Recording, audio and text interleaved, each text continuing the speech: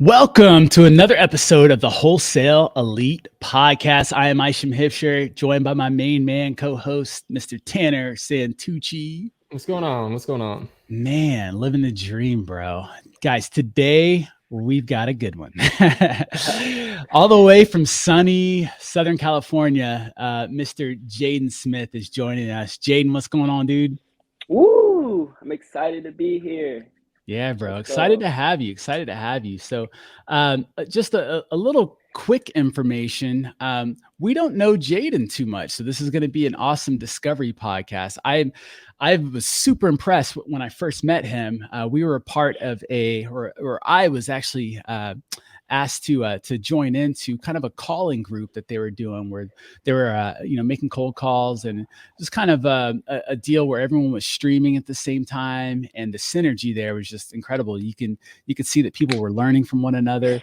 And Jayden had his mic unmuted, and I heard him having his Asian outreach conversations. I'm like, man, this guy, like, he's got the confidence, he's got the skill, he's got everything. Like, I had so many questions for him. So I reached out and said, hey, man, love to have you on the show. And Jayden's like, dude, I'd love to be on the show, but I got a whole bunch of deals going on right now. So let me wrap these deals up, and we'll get on the show. And I was like, man, even better. I can't wait to hear about him. So Jayden, bro, man, we're excited to have you. And I'd love to just get started a little bit knowing about, your background, where you come from, and how'd you get into real estate? Yeah, so I started off right out of high school. So I actually graduated when COVID first hit. So like it was March, and all of a sudden, like, it was probably like a Thursday, and COVID was just starting. And then they were like, there was rumors of like, hey, you guys may not have school next week. Like, hey, you guys are gonna, like, we'll have a week, and then you'll go on a spring break and come back. And everyone's obviously excited. Senior year, we're like, bet 2 weeks off. Like, that's Right. awesome. And so then it's like Thursday, everyone's saying bye to each other, like, we'll see you in 2 weeks. We go on break, and then there's talks of like, hey, it's actually gonna be 3 weeks. Actually, it's gonna be 4 weeks. Actually, it's another month, and we may not graduate. Like, who knows? Like, so end up Wow. going through.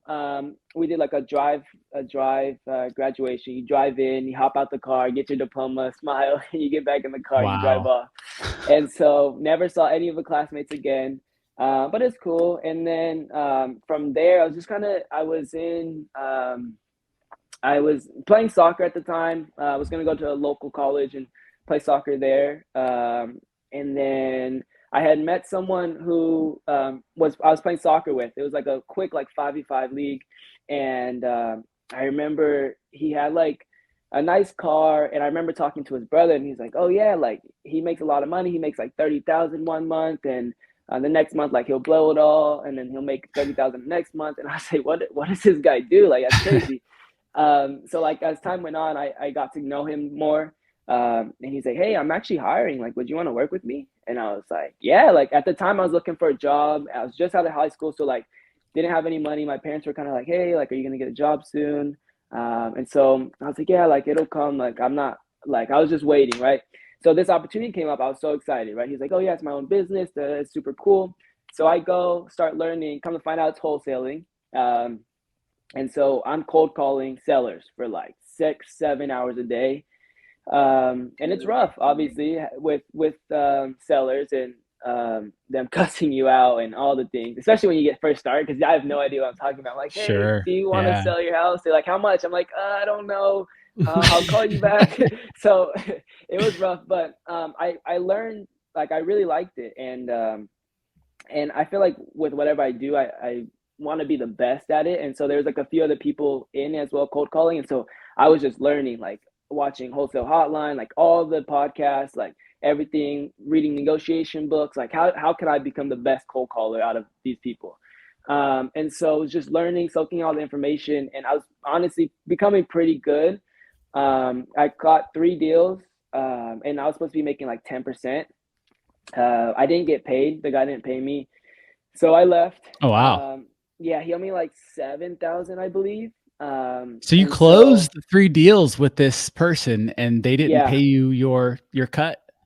yeah. So it was a long journey, and he kept saying like, hey, so like, for example, it's supposed to close in like January. or December, and he kept saying like, "Oh, they extended the escrow," and I didn't know because I didn't handle that part of it. I just kind of did the introductory, the follow ups, and then he would get on the phone and get the contract and everything. And so he was just kind of like saying it kept getting long, like extended and all these things. So a few months go by, and I'm like, dang, like I don't know. I'm supposed to be getting paid soon, but I don't know when it's gonna happen. I end up getting really close with the TC, and we're like friends. And she was like, "Hey, I know you've been waiting on a deal. Like, what deal was it?" I told her the address, and she looked it up. She's like, "That deal closed 4 months back." And I was like, Wow. "Wow." So, come to find out, whatever I think he like gambled it away or something. But I left, and I was like, okay. I really enjoy it. I learned a lot, and I feel like I can do it on my own. So I started just learning YouTube University, just doing everything I can.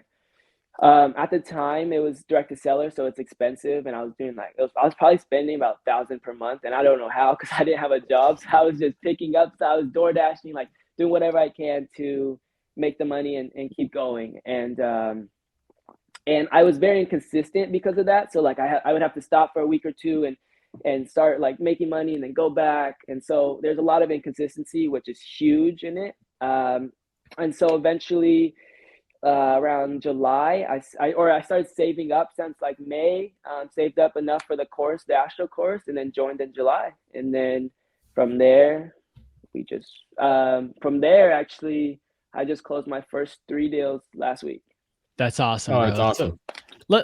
let's go back to, and I don't want to beat a dead horse too much, but let's go No. back Yeah. to this person who, kind of messed you over or whatever. And we don't have to dive into that. But I feel like most people would have quit at that point. What kept you in the game? I felt that the only way that you can fail is if you quit. And so I was like, look, if I keep going at this, whether it takes 2 years, 5 years, 10 years, like the only way really you can classify something as a failure is if you quit because you're done and okay, it's failed. But if I were to keep going, like now, no one's gonna look at that 2 years back and say, "Oh, this guy failed," but now he's closing like right. You know what I mean? Like For that's not sure. how it works. Like if you keep going and then you finally find success, no one's gonna look at your past. They're gonna look at your success now. So that was my mindset. Like, hey, if I quit, that's the only way I can fail, and I know I'm gonna make it. Um, and so that's what my mindset was going into it.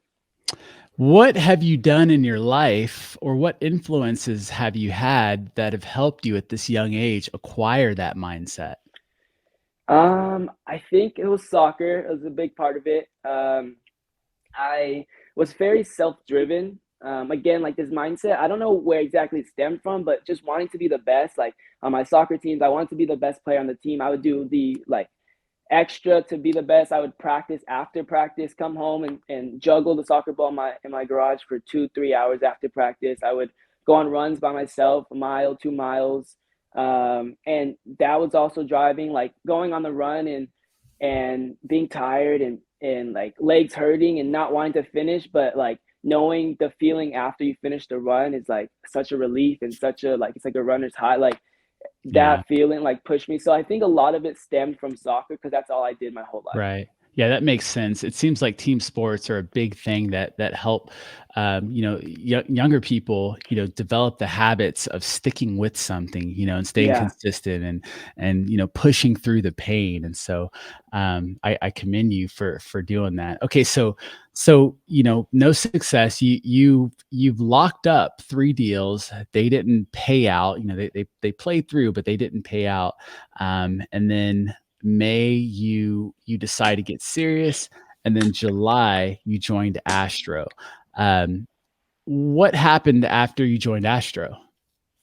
So joined Astro, first week of the course, the mindset changed. I always thought like I had a pretty good mindset, but it just changed it, right? And so Right. um, that happened. And before that, I was switching marketing methods like crazy when I was doing it by myself. I was everything you can think of, right? SMS, sellers, agents, anything. Because I was like, I'm gonna find success. I just don't know which Right. way yet. So I was just doing everything if I didn't see it, and I saw it working for other people. So August comes, and I'm like, okay, I'm gonna start taking actions. July, I was just kind of watching the course. August comes, and I'm like, hey, I have like 100 agents in my system um, that I talked to in February because I was doing this in February. So I start calling all of them, and I'm like, hey, it's Jaden. I know you probably forgot who I am. I talked to you about 6 months ago. I was in and out of country because I left to Brazil twice. I went to Belize. So I was like, hey, I'm back now. I'm ready for more deals. So I just started calling everyone on the list that I've already talked to. And then one time, randomly, I just get a text. I don't even think she answered. I get a text, and it's just two properties. She's like, hey, where would you be on these? I'm like, oh, cool, like the first ones. So I go to a few people, a few Keegleys, trying to get like the best idea of where I should lock it up at, because these Right. ones I'm not bad at comping, but these ones were a little bit different. So I get like 4 or 5 different answers, and they're all like, hey, if you can lock them up at this price point, you'll be able to move them, no problem. So I go walk the property before I even lock it up, because that they're off market, and the agent was like, well, let's go see it first. So I go out there, they're in Riverside, not too far from me, and I go, and then I come back with the offer price, and they accept it. And so I'm like, let's go. And so this is where, this is the, I don't know, I told you I was waiting on these deals to close. These are the two crazy deals. They always say your first deals are the hardest, and this one was crazy. So I get them on a contract at where everyone says you can move them. So I believe it was like one at 400, one at 425. And they're right next to each other, owned by the same owner. And everyone's like, yeah, if you can lock one up at like 425, you can sell it for like 450. The other one, 400, you can sell it for like 425, 430. So there's a good amount of room in there. I go partner with the Keegley, and I bring them the deals. They're like, okay, perfect. We'll send them out. Time goes by, and inspection period's almost over. So I'm like, hey, and we still don't have a buyer. So I go back to the agents, and we extend the escrow. More time goes by. There's a lot of cancellation inspections. Buyers don't show up to inspections. Like, so I've gone to the property multiple times without buyers. So now we're supposed to close in 3 days. It's Thursday. We're supposed to close on Monday. The sellers are moving. You can see them packed up. You can see all Oh this stuff. They're moving no. to Arizona. And so I get there the last day, the last time we go out there, with no buyers there. And the agent, she's like, hey, like, we're counting on you. We're so thankful that you were able to bring people to the table. And I'm sitting there knowing we don't have buyers, like, yeah, knowing we're supposed to close on Monday. And so I get home, I get home, and the Keegley guy calls me. He's like, hey, we don't have anyone for this one. Like, we're just gonna have to move on. And I'm like, oh my gosh, like everyone's counting on me. Like, the sellers are moving. And so I was like, okay. So I hang up the phone, and I start making a ton of calls. And I'm like, I posted on a Facebook group. I need someone to help me out. Like, we need to bring a buyer to the table quick. I connect with someone that I met at a SoCal meetup, and he's like, hey, I may have the perfect buyer for this one. And so I'm like, perfect. So he gets me a response pretty quickly that night, and the guy's interested, but he's at a lower price. He's at like 410 and 390. And so I'm like, okay. And so I end up, while I'm making all these calls, I connect with someone else, a part of Kiwi from a different franchise, and he coaches me through like, okay, what's the situation? Let's look at it. Let's start from the beginning. Let's comp it out, and walks me through the whole process again. And he's like, well, look, at this part, he should have told you that you guys are too high and you guys weren't getting buyers. Like, why didn't he ever bring a price reduction to you? Like, what's going on here? Sure. I was like, yeah, that makes sense. Why didn't he tell me about, like, we needed it lower before the inspection Yeah, period? Like, you're why did right. you Why wait? didn't he do that? I was Screw like, that yeah. And so, guy. I'm like, okay. So he walks me through how to talk to the agent, break it down to them, and basically break down the bad news and let them know like where we need to be at, and get a price reduction. So we go over like strategizing everything. I called the agent the next day. At this point, like, there's so much. I felt so much emotion involved. Like, the sellers are moving, the agents are counting on me. This agent's a top broker in California, and she's super cool. And I know, like, if obviously with agents, like, if you can close a deal with them, like, and they like you, like, they'll bring you more business. So I was like, I honestly don't care if I make any money. I just want to close the deal and make sure everyone's happy. Like, I don't know why there was so much emotion involved with it, but that's what I told the other guy I met. He's a dispo agent or a dispo wholesaler. He brought the buyer. So we go. I talk to the agents. she's upset, of course, and was like, "We're supposed to be closing on Monday. Like, this is unacceptable. I can't believe it." And then I calm her down, and I'm like, "Look, I feel you. Like, I understand. This is what you're feeling. I felt that before, and this is what I found. I found that if we are just stay the course and we no one gives up, we're gonna be able to get this to the finish line." And so that calms her down, and she's like, "Okay." So she goes to the listing agent, and which is her. She's the broker, and it's her listing agent, who's like one of her top producers. And she tells her they agree to the price drop, and so we're okay. We're good. The guy can close. He said he can close in 14 days. We're good to go. He actually needed 21 days, so I go back to her, let her know. She's like, okay, fine. Um, Everything's going smoothly. The guy goes and sees the property. He loves it. He loves everything about it. And it's like the 20th day. We're supposed to be closing. The docs are in, and all we're waiting is for the buyer to send in his portion, and then it'll get funded. No one hears from the buyer that day. Mm. We're like, what's going on?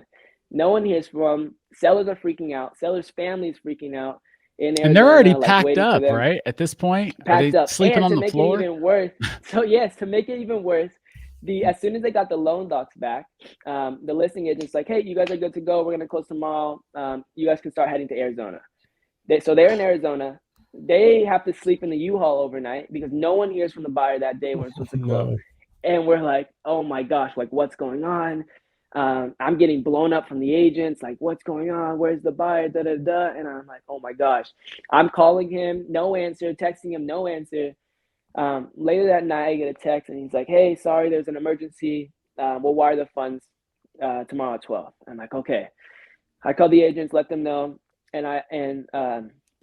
and so cool. So next day comes, and I wake up in the morning. First thing I do is text them, "Hey, are we still on track?" Don't answer. And so finally, about 11, he answered. He's like, "Hey, yep, we're still on track to close at 12." I'm like, "Okay, cool." I text him at 11:45. "Hey, how's it looking?" Nothing. 12, nothing. 12:30, nothing. Don't hear from him again. And I'm like, "Oh my gosh, like there's no way this is happening again." Yikes. 12:30. So um, now, so it's obviously the sellers that their property that they're buying in Arizona, they're waiting on for it to close so that they can sell theirs and move. So like it's like a whole chain of things that's waiting on this transaction. So I don't hear from him.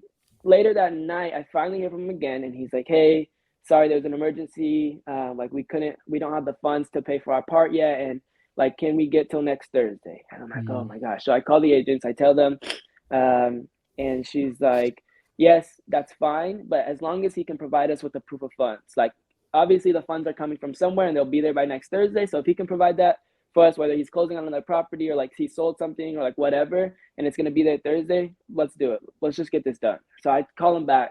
He's like, "Okay." Next morning comes, he texts me, "Hey, please proceed with the cancellation." I'm like, "What? There's Oh, no way." So, Holy um, shit. so I call the dude, agent. my anxiety is like through I the know, like roof right now. I'm I don't know like how you are handling like a this. horror Oh my film, gosh, dude. it was Halloween's crazy. already passed, man. Come on Gosh. now. And then I called the agent, and they're like, "Oh my gosh!" And so she happened to be walking in the room as the listing agent, so they're both on the phone, like on speaker. And she's like, "Yeah, well, I assume you don't have anyone else that's interested, like you didn't have any more buyers." And I was like, "Well, I might have someone." And she's like, "Okay, like let's do it. Like we don't want these properties sitting vacant. The property they're in Arizona. Like we're gonna have to hire security so no one breaks in. Like all this stuff. The pools, like we don't want it to go bad. Like we need to get this done as soon as possible." And so I'm like, "Okay, yeah, yeah. Like as long as the agents are on my side, like and still want it." I was so scared that the agents would never want to work with me Right. again, but they were like on my side, and I was like, "Oh my gosh!" So I'm like, "Okay, let's do it." And like before I hang up the phone, the broker that's representing me, she's like, "Wait, Jaden, like before you go, like I had this feeling like we're just gonna get this done. Like I was in a bad mood the last few days because of what's going on, but like I just woke up in a better mood, and I know we're gonna work something out." And I'm like, "Okay, let's go." So I called back the guy who was Dispo Wholesale again. I'm like, "Hey, we're still on. I know this guy left. The buyer's done, but we need to find another buyer who's cash and can actually close. Doesn't need a hard money loan." So we get someone again way lower than where we're at now. Now he's coming in at like 390, and I think he was at 390 and 400. Or no, he was at 390 and like 360. And so we were under contract at 390 and 400. So now I have to go back and get another price reduction. I come in at 350 and 360, and then they accept, and then we get the guy in. He loves it, and he closes 7 days later. Cash. Whew. Yeah, it was a Holy hell. lot. Wow, so much to unpack there. I mean, gosh, that's incredible that you stuck in there, one, and that your agent was, patient and cool Yeah. there, and that everything worked in the end. And let me ask you, and then we'll go into more of that. But what were some of the lessons that you learned from that experience that you took into the future? Like, man, I'm never going to do this again, or man, I'm going to look out for that. What did you get out of all that? Yeah, there was a lot to get out of it. There was one, like, if I don't have a buyer by the third day of inspection, like that's when there should be a lot of red flags and either talks of a price reduction or cancellation, like whatever it may be. So third day, like there's a lot because this was my first deal, so I didn't know the rest of the Right. transaction, like how it works. So there's a lot. Making sure escrow and title is on the same page and like communicating and replying quickly. And if not, like I have to get on the phone with them and make sure like not wait. People aren't waiting on emails because that was adding more days. There's I can't think of a lot right now off the top of my head, but communications very key. Like talking, like whatever it is, like I try to get on the phone with them instead of waiting for a text or email back. Let me jump in real quick. For Yeah. anyone who's not watching, for anyone who's listening, Jayden is a young man, right? Like I'm 40. What am I? 42 now. I would look at you. I would think you're somewhere between 18, 22, whatever. When you 20, showed yeah. up at that property, awesome, 20. When you showed up at that property to do the walkthrough, were you concerned at all of, man, these people are going to think I'm young and maybe not take me seriously? Walk us through your mindset around that. Yeah, I guess now that I'm thinking about it, I probably should have been more like not should have been, but like that could have for sure been a thought that I would have had. But not really. Like I talked to the agent and like I already know like I sound young. So just on the phone, I think I just had that confidence and she Right. wanted to meet. And so I was like, I think she already knows I'm young. And so I just kind of dressed the part, like not like super fancy, but like more business casual, and Sure. walked in confident, kind of knew what I'm talking about, and she loved it. Let me ask this then. It sounds like the agent knew you were wholesaling the whole time. Was that something that came about because of it was getting dragged on, and so you eventually were open with her then, or did she kind of have the idea you were a wholesaler right from the get go, and you guys had that conversation extremely early? How did that process look? Yeah, I don't think she knew I was wholesaling it until it started getting dragged out. And so it was more so towards the end, or no, it was in the beginning when we didn't have a buyer yet. When I was working with the original Keegley guy. I don't know if she knew from the beginning just because of how young I looked. And I was surprised because she was saying how it's like she's a top broker and everything. And I was like, I don't know how she doesn't know I'm wholesaling this or like what's going on. But my goal is always to be honest with them anyways. So I was going to tell her anyways. Right. And so once it started getting dragged out, we kind of told her, hey, this is what's going on. Because they have to be on the same page. Because if she didn't know that, and she's like, what's going on? You're supposed to be closing. Like, it's your fault. And so I told her along the way, and she was super cool with this. She's like, I understand. Like, it happens all the time. I work with that all the time. So she was super cool about it. Do you still have a relationship with that agent?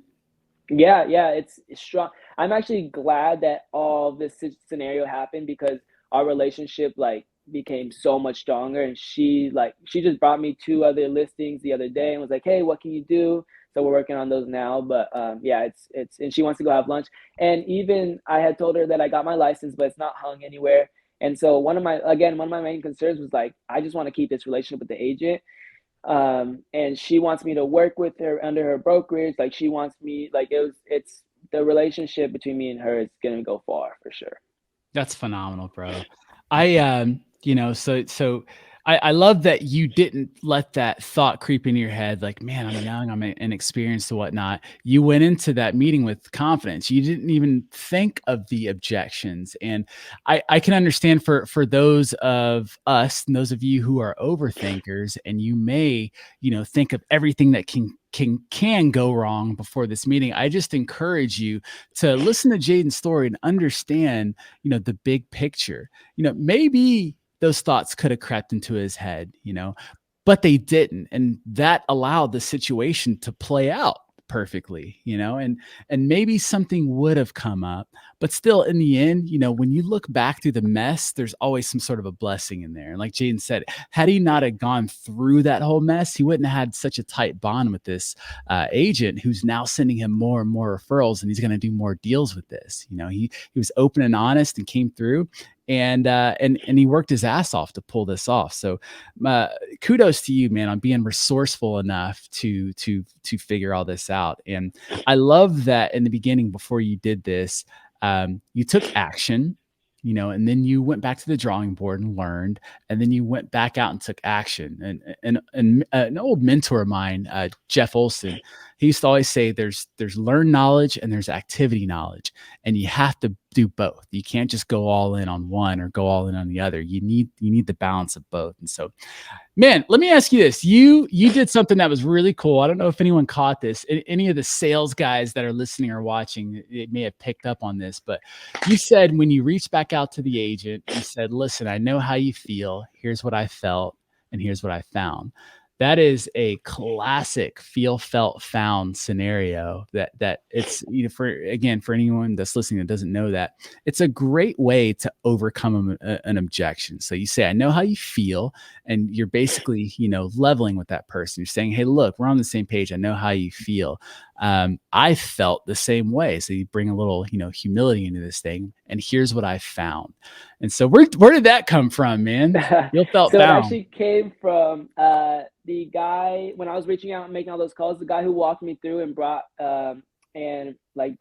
everything, made it more clear on what was going on. He walked me through the whole process. And when he was coaching me on how to go and do the price reduction, he told me that. He's like, yes, this is what you do. You say feel, felt, found, and this is how you break it down to her. And so I was like, oh, that's amazing. And so that's where I learned it from.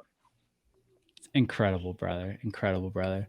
Wait, real quick, how from start to finish on that deal then? Because I'm sitting here as you were talking through it, you're like at 10 days, then 7-day extension, and then 14-day extension, and then we had to wait another 21 days. So how long from the time you pretty much got that deal to the time it closed? Because I was sitting there trying to puzzle it all together. I believe it was 2 months. I think I got under contract August 20th, and we closed October 25th. Man, incredible. It was a long process. Yeah. Man, I want to what would you consider your superpower to be? Ooh, that's a good question. I honestly would say probably being honest with people and building a personal connection, in a sense. I don't know exactly how to explain it, but I feel like whenever I'm on the phone with agents, or originally connecting with them, or when they send me a property to look at, I'm able to just be honest with them, and not money hungry. I'll call them back if they send me a deal. I'll call them right back and say, hey, you know what, this one doesn't work for me. This is why. This is where I'm looking at. I'm not the best fit for it. But let's stay in touch. Let's keep it. And they love that. I answer quickly, respond back to everything they say. So I feel like it's I don't know the exact word for it, but I feel like that connection there, and it builds the rapport. I stand out more than the other investors who are more so money hungry and just want the deal. If it doesn't work, they don't answer and they leave you on red or whatever. I build that personal connection and call them back and really explain to them why it doesn't work. I take the time to do it because I feel like that's more valuable. Absolutely. Yeah. In our company, Tanner and I's company, we have kind of a mantra in that it's relationships over the deal, right? So it's Yeah, always about the relationship, way more so than the deal. Never about the deal, almost, because if you can build that relationship, the deals will come, and it sounds right. like that's what you said. Your superpower is you're great at building relationships, and not focusing on the outcome. Just hey, we're on the same team here. Let's see how we can help Yeah, each other. yeah, exactly. What's the greatest lesson that you've learned so far in your real estate endeavors? Ooh, I would say the greatest lesson is my faith in God, and throughout the transaction having that faith there. Like I through this whole transaction, this crazy one, I was really just like relying on him. Like whatever happens, it's in your will. Like let it be done like that. If this deal closes, if not, like there's a learning experience here. I learned a ton so far. Like whatever happens. So I think just having that faith and growing that faith, and each moment was a test of it. And so I feel like that was one of the greatest lessons I've learned. It's just like whatever happens, it's fine. There's a lot of you can either learn from it, or you would profit from it. But whether it goes through or not, or there's a relationship that grows out of it, there's always something to be taken away from it. That's awesome. Absolutely. That's awesome. Yeah. So what would you say then also to new wholesalers that may have heard that story right there, and that's like an oh crap moment, right? Like maybe they don't have the confidence that you do. Maybe they just don't have, that, like I said, that level of confidence, that level of faith and that kind of stuff. I mean, what's something you could tell someone that after hearing that story, that instead of it being almost like an issue or almost a reason not to get into the business, what's something you would tell them?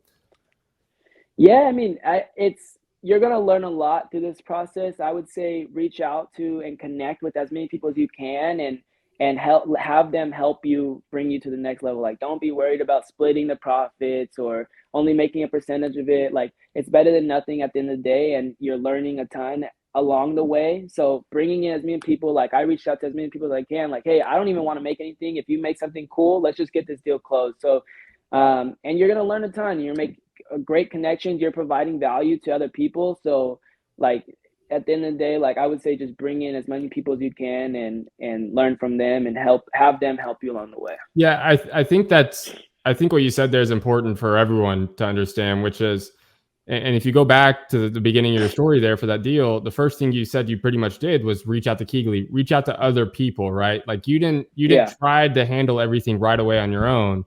You went straight to other people. You knew, hey, there's probably not probably there is other people that know what they're doing way more than I do. So like you said, whether I have to split the profits, whether I make $0 on the deal, I know I want to bring in someone that can help me get this deal done, so that way I can learn and move on from there. And I think that's important for people to really understand, is that even though you're brand new, don't feel like you're on your own. Like you literally went out of your way from the very beginning to reach out to people. And like I said, I think that's a very important lesson. So that's a credit to you for being super resourceful as well.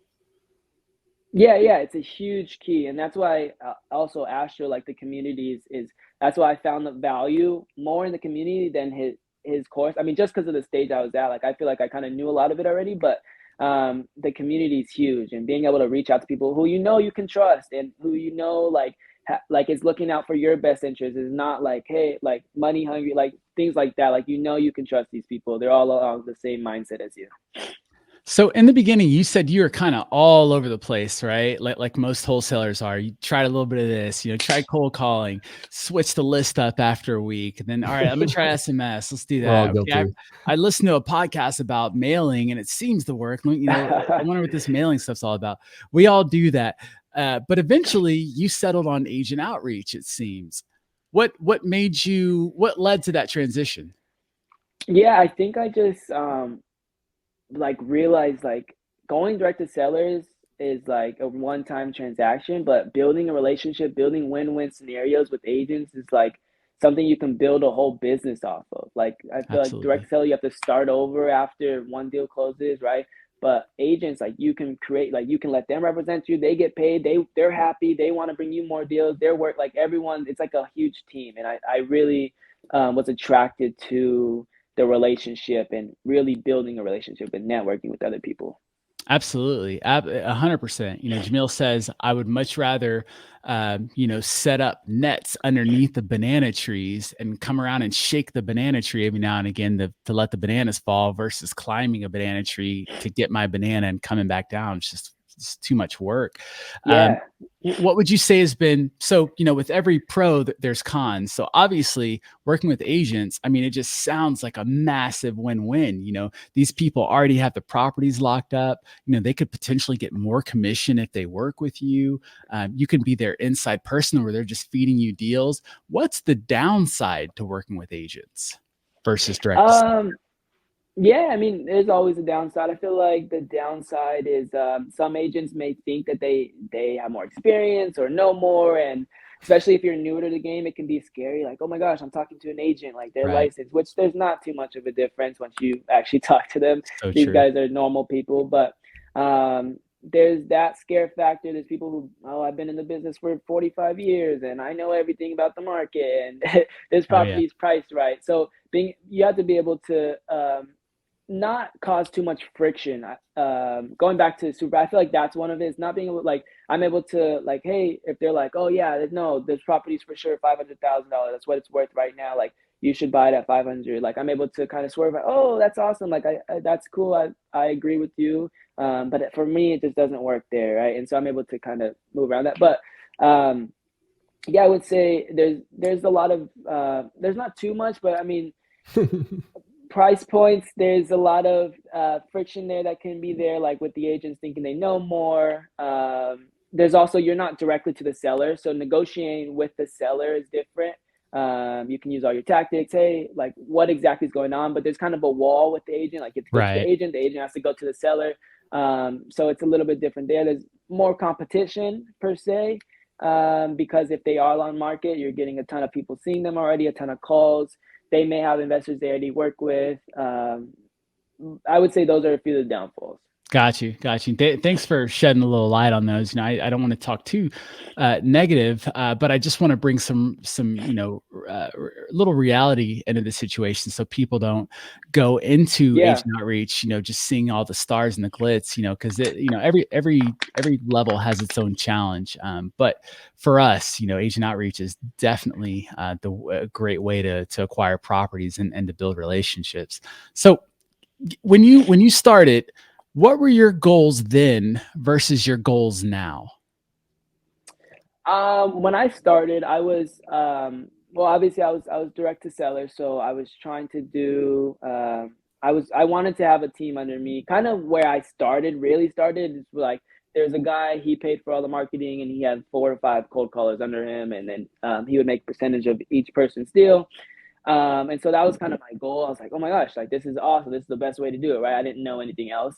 Now my goal is to close probably about, because at this time, like working with sellers, this was not even, like I didn't think it was even possible, but I want to close like 3 to 5 a month. This is my short-term goals now, like 3 to 5 a month. Continue to build relationship with agents.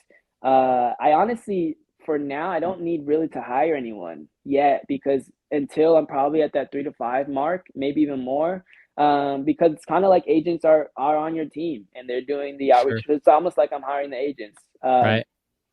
So those are my goals now compared to what they were in the past. Phenomenal. So you mentioned your short-term goals though. I mean, what's your long-term goals? I mean, do you want to build this out? Like, I know you said you want to hire people, just now's not the right time, but I mean, do you want to expand out of California? Do you want to stay, do you only want to focus in California? Like, what's that look like for you?